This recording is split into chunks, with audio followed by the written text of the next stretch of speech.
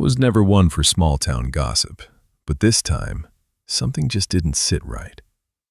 It started with whispers about strange happenings in Millville, people seeing lights in the sky, hearing unexplained noises at night. I had to find out what was going on. One evening, as I was walking back from a local diner, I overheard two old ladies talking. "You know," one said, "they say those weird sightings are just kids playing pranks." But the other lady looked uneasy. "No, they're not," she replied softly. I couldn't shake it off. The next morning, I decided to take a drive into town and check things out for myself.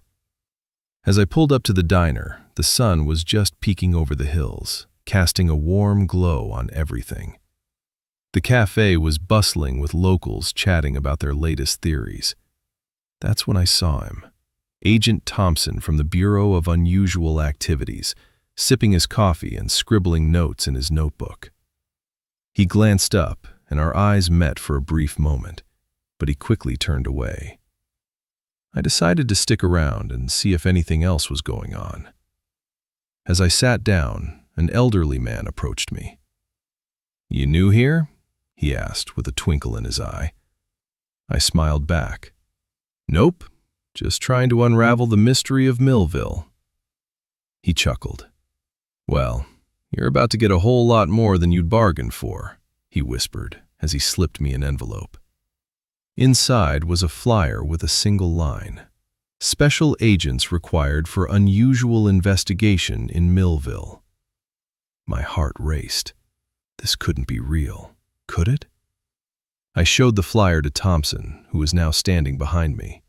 He nodded and said, "Looks like our next assignment." We arrived in town just as night began to fall. The streets were eerily quiet, the only sound being the distant howl of a dog. Thompson led the way to an abandoned schoolhouse on the outskirts of town. As we stepped inside, I noticed the room was filled with equipment and strange instruments. "Looks like they've been working hard," Thompson commented as he began to inspect some of the gear. Suddenly, the lights flickered, and a low hum echoed through the building. From beneath the floorboards emerged a door that creaked open on its own. We cautiously stepped inside, our flashlights cutting through the darkness. The corridor was dimly lit by greenish light, and the air felt thick with something otherworldly. As we walked deeper into the facility, the temperature dropped significantly. A sense of unease washed over me. Thompson's grip tightened on his flashlight as he paused in front of a large door labeled "Secure Access." He keyed in a code, and the door slid open with a metallic scrape. Inside was an enormous room filled with high-tech machinery and what appeared to be an alien spacecraft. The sight took my breath away. Thompson approached the ship and examined it closely. His face hardened as he pulled out his radio. "This is Agent Thompson. We have confirmed presence of extraterrestrial technology within secure area." We spent hours examining the ship, recording every detail. It was like nothing we'd ever seen. Advanced systems beyond human comprehension. As I stood there, taking it all in, a sudden jolt rocked the room. A panel on the side of the ship opened, revealing a hatch that had previously been hidden. Thompson and I exchanged glances before rushing to investigate. Inside the hatch was a small alien, more like a floating blob than anything else, with tentacles and eyes that seemed to see into our souls. The creature let out a sound that was almost musical, but it sent shivers down my spine. Thompson moved closer, his voice low and tense. "We need to get this back to the base," he said firmly. As we prepared to transport the alien, I couldn't help but feel a strange connection to these otherworldly beings.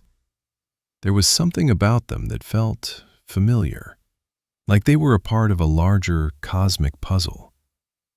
We packed up our gear and made our way back through the secure access door. As we stepped out into the night air, the alien ship lifted off silently, leaving behind a trail of greenish light. We drove away from the facility, our minds racing with questions and theories. I turned to Thompson, who was watching the sky as if searching for something. "So," he said quietly, "what do you think?" I hesitated, trying to find the right words. "Millville wasn't just a small town anymore," I finally replied. "It's part of this bigger universe we're only beginning to understand." Thompson nodded, his expression somber yet intrigued. Maybe there are more secrets out there waiting for us. As we drove back into the heart of Millville, the lights flickering on and off, I couldn't help but feel a sense of wonder mixed with a tinge of fear. The small town had just opened its doors to something beyond our imagination. And as we pulled up in front of my house, I looked out at the stars, knowing that no matter how strange or scary this new reality might be, it was a story worth